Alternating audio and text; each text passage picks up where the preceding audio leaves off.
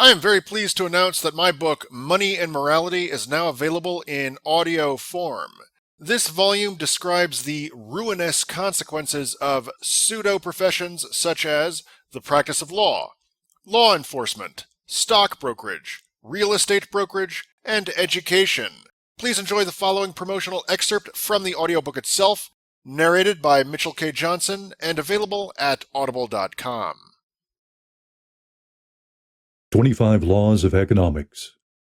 1. All monopolies presuppose the existence of information monopolies. 2. No nation in which lawyering is lucrative has a bright future. 3. The greater the job security of the manufacturer, the higher the price of the product and the lower the value. 4. A market is efficient to the extent that market-relevant data is available to market participants, inefficient to the extent that it isn't. 5. Prices fall as news services are decentralized. Prices and values coalesce as access to market-relevant data increases. 6. Because people prefer security to freedom, the lifespan of a genuinely free market is vanishingly short. Wishing to guarantee their own security, people form bureaucracies, unions, and other organizations whose very purpose is to inhibit market forces. 7. The quality of the goods and services provided by members of a given trade is inversely proportional to the degree to which there are purely formal barriers to entering that trade. 8.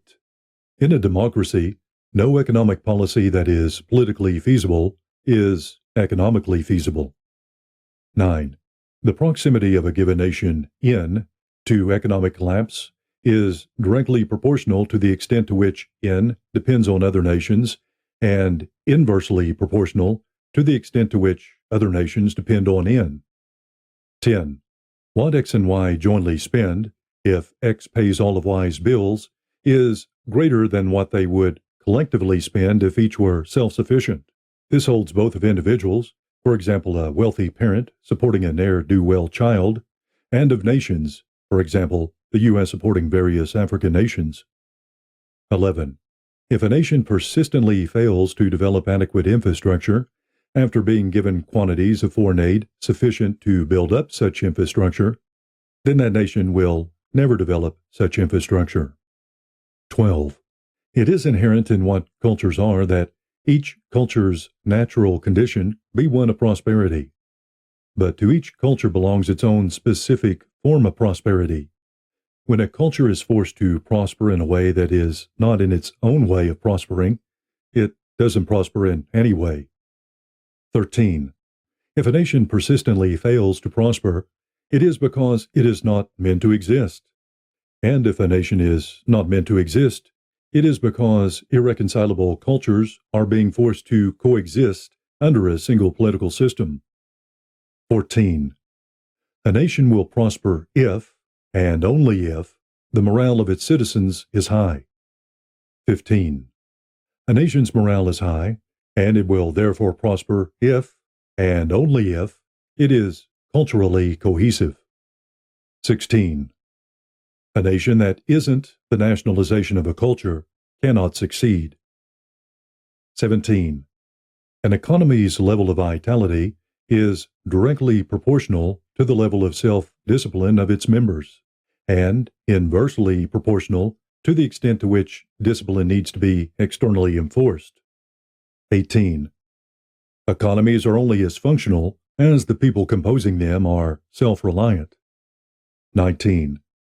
The rightful role of government is to operationalize understandings among the governed that exist independently of the political process and are shared by the members of that culture who represent what is virtuous about it. 20. The longevity of an economy, like that of a machine, is directly proportional to economic output and inversely proportional to labor input. Equivalently, an economy's vitality is inversely proportional to its entropy coefficient. 21. A high degree of bureaucratization indicates, because it is meant to suppress, a high level of entropy. Bureaucracy is cryptoentropy. 22. When a nation imports people to do its menial work, it has lost its will to live and will therefore soon die. 23. When work becomes unnecessary, the void is filled with fake jobs. 24. Fake jobs are more expensive than welfare. 25. The more bankrupt a given society is, the more it becomes possible to understand human behavior in strictly economic terms. The closer a society is to collapse, the more behavior is driven by greed.